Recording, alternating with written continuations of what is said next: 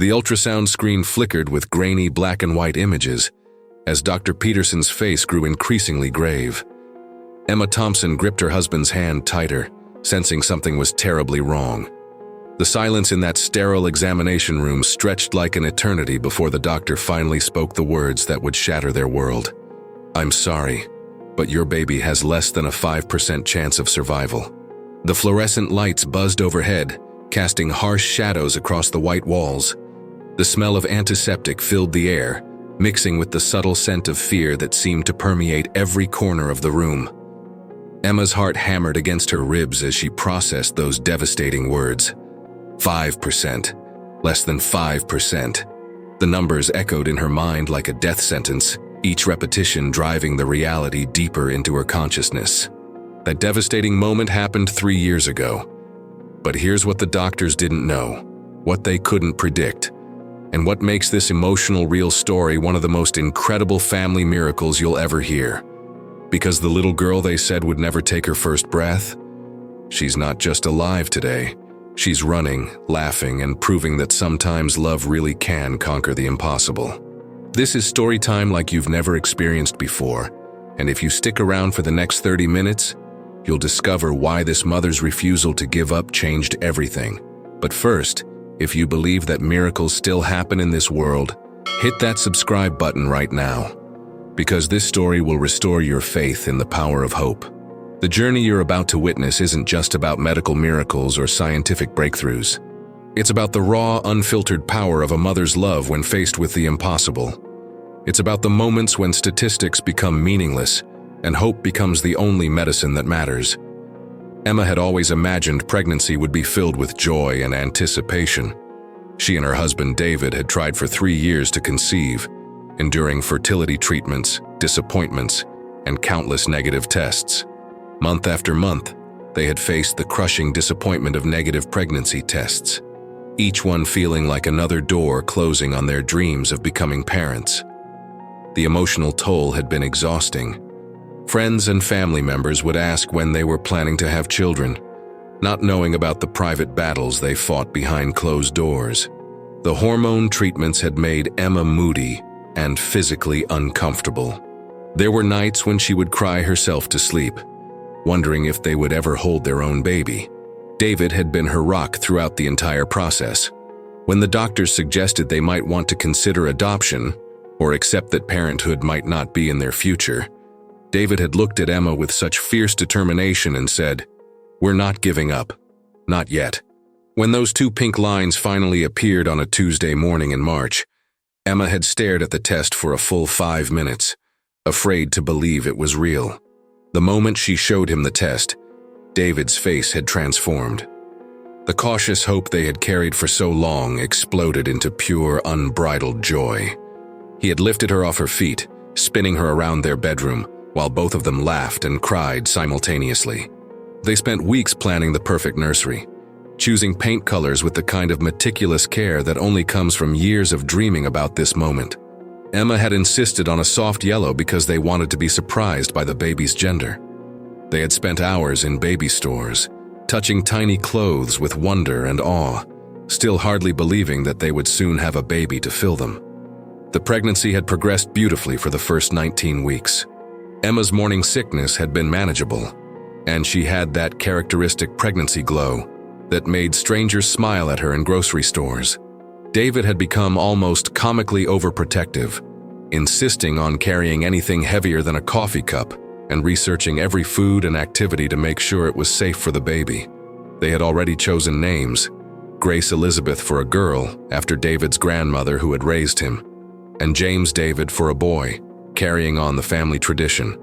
Emma would spend evenings with her hands on her growing belly, reading aloud from children's books and playing classical music, convinced that their baby was already learning and responding to their voices. The 20-week anatomy scan was supposed to be routine, a chance to see their baby girl's tiny features, and maybe capture a perfect profile shot for the baby book. Emma had even worn her lucky earrings, the delicate silver ones that David had given her on their first anniversary. She lay on the examination table, excited to see her daughter moving on the screen.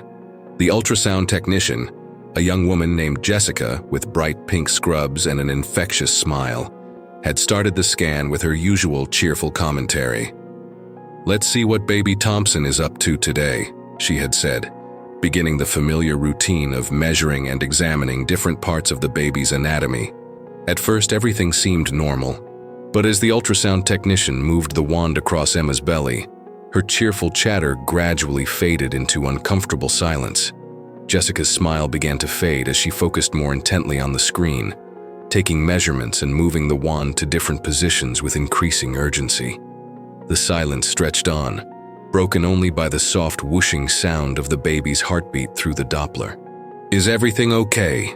Emma had asked, the first tendrils of worry beginning to creep into her consciousness. Jessica had given her a tight smile that didn't reach her eyes and said, "I just want to get some better pictures. Dr. Peterson will be in shortly to review everything with you." Dr. Peterson had arrived 20 minutes later, his usually warm demeanor replaced by a professional seriousness that made Emma's stomach clench with dread. He had taken over the ultrasound wand, spending long minutes examining the screen with growing concern. Emma watched his face, searching for any sign of reassurance, but finding none. The images revealed a nightmare that no parent should ever face. Their baby's heart was severely malformed, with chambers that hadn't developed properly. The left ventricle was severely underdeveloped. The great arteries were transposed, meaning they were connected to the wrong chambers. Her lungs showed signs of being underdeveloped, a condition called pulmonary hypoplasia.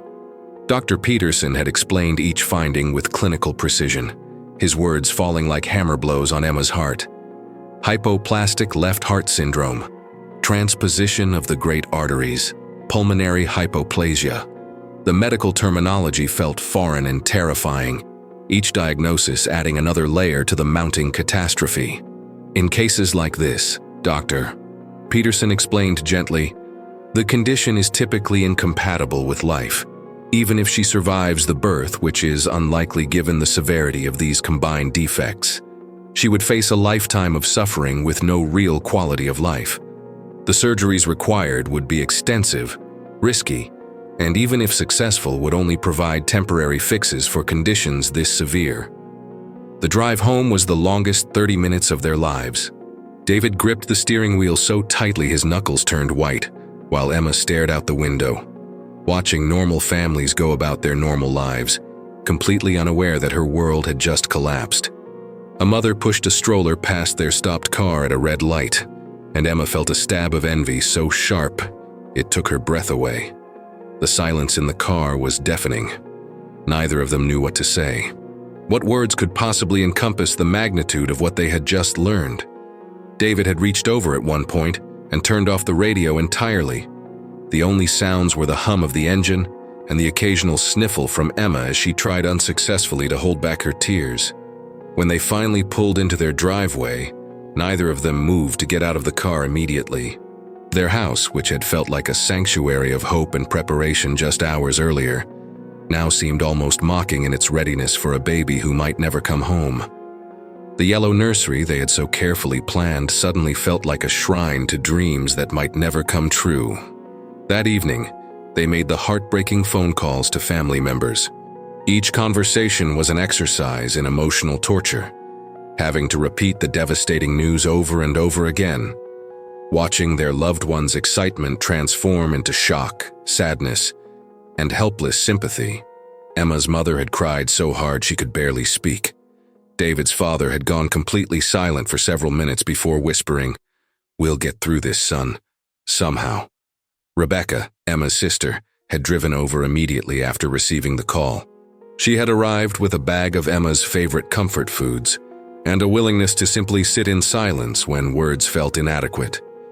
She had been the one to field the well-meaning but overwhelming calls from other family members and friends who had heard the news. For the next week, Emma barely slept. She spent every waking hour researching her baby's condition online, diving deep into medical journals and connecting with support groups, desperate to find something the doctors might have missed, some reason for hope in the overwhelming darkness of their prognosis. The statistics were brutal. Study after study confirmed what Dr. Peterson had told them. The The combination of Grace's conditions was rare and typically fatal. Even babies born with single defects like hypoplastic left heart syndrome faced multiple surgeries and uncertain outcomes. Grace had multiple severe defects that compounded each other. But something deep inside Emma's heart refused to accept those numbers as her daughter's destiny. Grace was moving inside her, responding to David's voice when he talked to Emma's belly, getting hiccups that made Emma's whole stomach bounce rhythmically. This wasn't just a collection of medical conditions. This was their daughter, and she was very much alive. It was during one of these late-night research sessions, nearly a week after receiving the devastating diagnosis, that Emma discovered something that would change everything. The clock on her laptop showed 2:47 a.m. David was asleep upstairs, exhausted from his own emotional turmoil. The house was quiet except for the soft hum of the refrigerator and the occasional creak of settling wood. Emma was deep in the archives of an obscure medical forum dedicated to parents of children with complex congenital heart defects. She had been reading story after story of loss, of brief lives cut short, of families devastated by conditions similar to Grace's. The stories were heartbreaking, but somehow necessary. She needed to understand what they might be facing. Hidden in the depths of this forum, she found a post from another mother whose story sounded eerily similar. The woman, who went by the username Miracles Mama, had posted about her daughter Sophia's journey. Sophia had been diagnosed with the same combination of heart defects as Grace, along with similar lung complications. But as Emma scrolled through Miracles Mama's posting history, she discovered something extraordinary. There were updates, dozens of them, chronicling Sophia's journey from that initial devastating diagnosis to what seemed impossible, survival, and eventual thriving. The most recent post, from just 2 months earlier, included photos of a beautiful 2-year-old girl playing in a park. Emma read every single post in Miracles Mama's history, following Sophia's journey through multiple surgeries, setbacks, victories, and ultimately, against all odds, success. But what caught Emma's attention most was a crucial detail buried in one of the earlier posts. Miracles Mama had written about finding a pediatric cardiac surgeon in Boston who specialized in cases that other doctors deemed hopeless. Dr. Rebecca Wilson had agreed to take on Sophia's case when 5 other surgeons had declined, saying the risks were too high and the chances of success too low. Dr. Wilson had pioneered some experimental techniques for babies with multiple complex heart defects. Emma's heart began to race as she read about Dr. Wilson's approach. Instead of viewing complex cases as a series of individual problems to be solved separately, Dr. Wilson looked at the whole picture, developing comprehensive surgical plans that addressed multiple defects simultaneously. Her success rates with cases like Grace's weren't just better than average, they were revolutionary.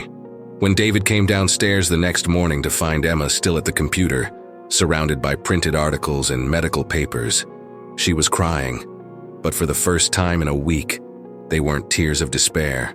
"David," she said, her voice shaking with exhaustion and tentative hope. "I found something. I found someone who might be able to help Grace." David was skeptical. "Emma, we can't chase false hope around the country," he said gently. "What if this just makes everything harder?" But Emma had already made up her mind. She had spent hours reading testimonials from other families, reviewing Dr. Wilson's credentials, and studying her success rates. This wasn't false hope. This was a real possibility, maybe their only possibility. She booked the appointment with Dr. Rebecca Wilson, a name that would soon become synonymous with hope in their lives. Dr. Wilson's office was different from the sterile, cold environment they'd grown accustomed to. The walls were covered with photos of smiling children and thank you letters from grateful families, a stark contrast to the clinical atmosphere of most medical offices.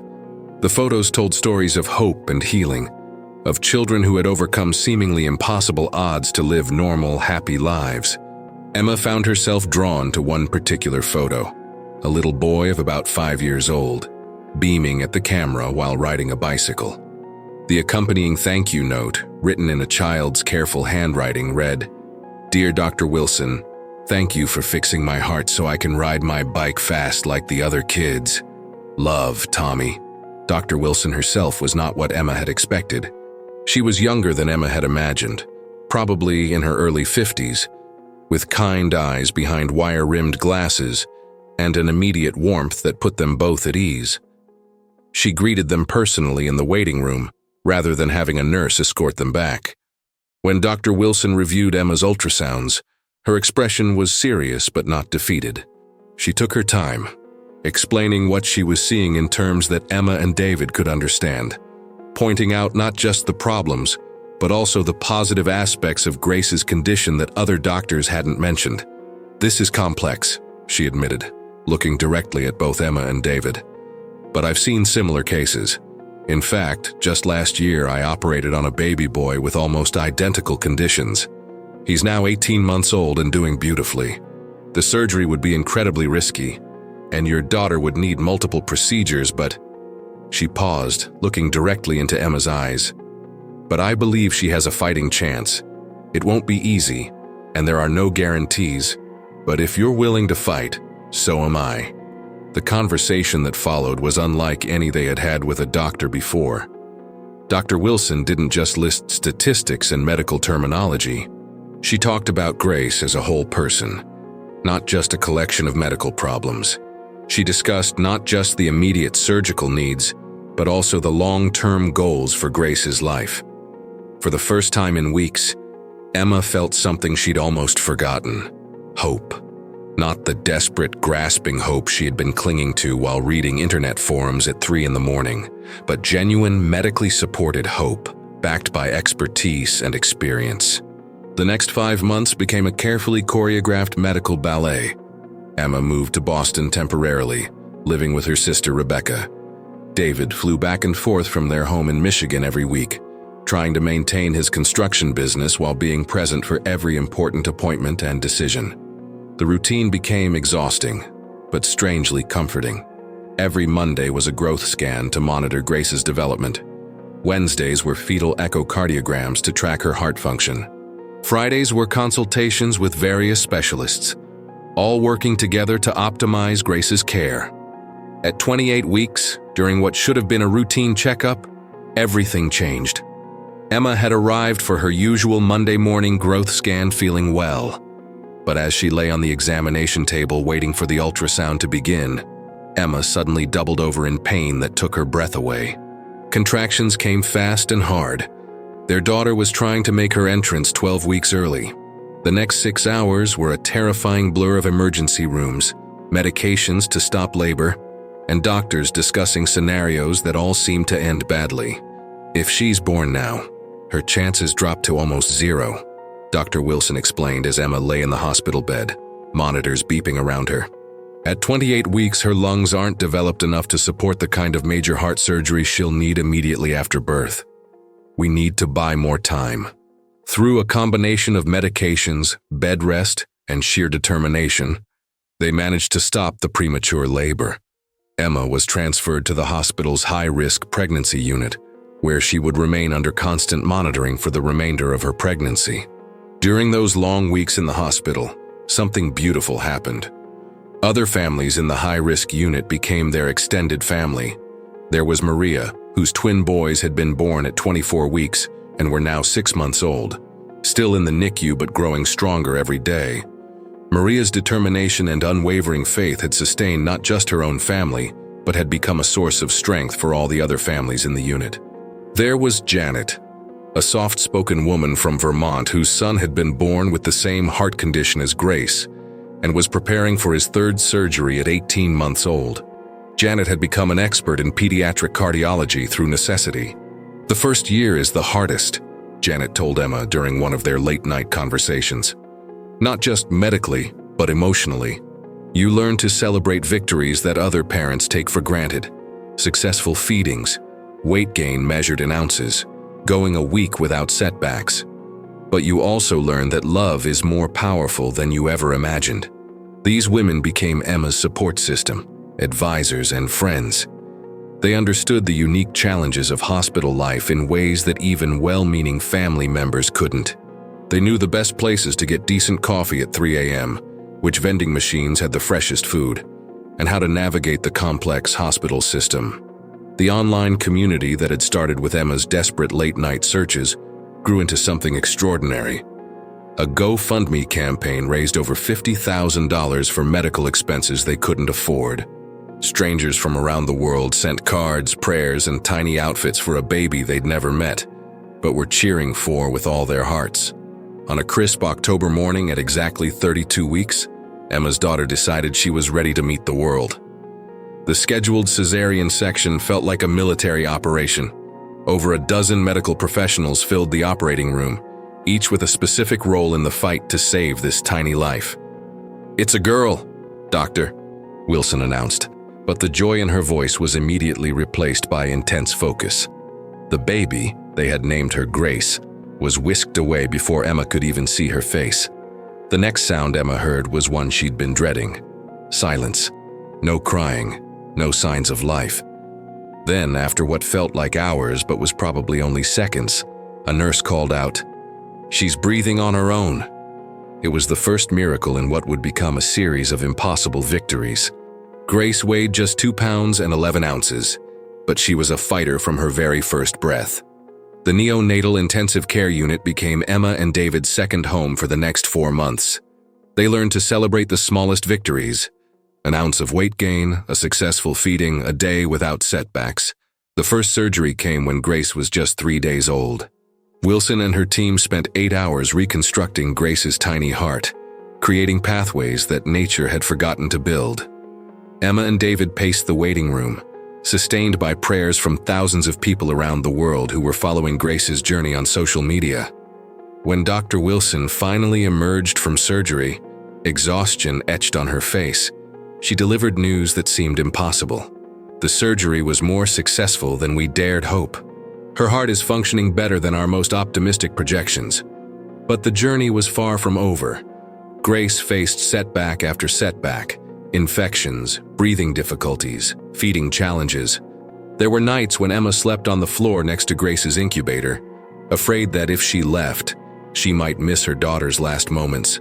Then came the day that changed everything. Grace was 6 weeks old when Emma arrived for her morning visit to find something different. Instead of the usual mechanical sounds of machines keeping her daughter alive, she heard something that brought her to tears. Grace was crying. Not the weak whimper they'd grown accustomed to, but a strong, healthy cry that filled the entire NICU with sound. "She's telling us she's ready to fight," whispered Nancy, Grace's primary nurse, who had become like family over those long weeks. From that moment, Grace's progress accelerated beyond anyone's expectations. She began gaining weight consistently, breathing without assistance for longer periods, and showing the kind of strength that made even veteran NICU nurses shake their heads in amazement. The doctors who had initially given Grace a 5% chance of survival started using different words: remarkable, unprecedented, and eventually, miraculous. After 4 months, Grace finally went home. Emma and David had imagined this day countless times, but the reality was overwhelming. Their tiny warrior, now weighing a healthy 6 pounds, was surrounded by medical equipment that would help her transition to life outside the hospital. But she was alive, alert, and undeniably thriving. The first night at home was terrifying. Every sound made Emma jump, wondering if the monitors would start beeping with some new emergency. But Grace slept peacefully in her crib, the same crib that Emma had been afraid to assemble months earlier, worried it would never be used. Monthly checkups with Dr. Wilson became celebrations rather than anxiety-inducing appointments. Grace was meeting every milestone, some ahead of schedule. Her heart function continued to improve beyond all medical predictions. By her first birthday, Grace was crawling, babbling, and showing the kind of personality that filled every room she entered with joy. In 30 years of pediatric cardiology, Dr. Wilson told Emma during Grace's first birthday checkup, "I have never seen recovery like this.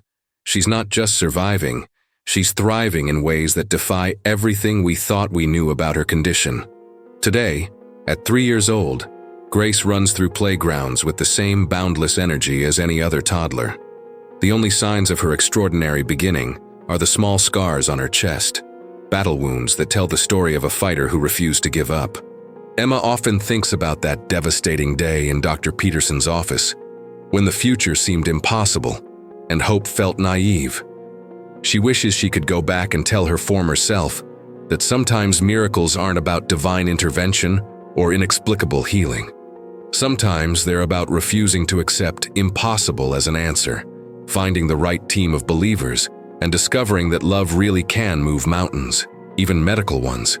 Grace's story has inspired thousands of other families facing similar diagnoses. Emma receives messages daily from parents around the world who found strength in Grace's journey to continue fighting for their own children.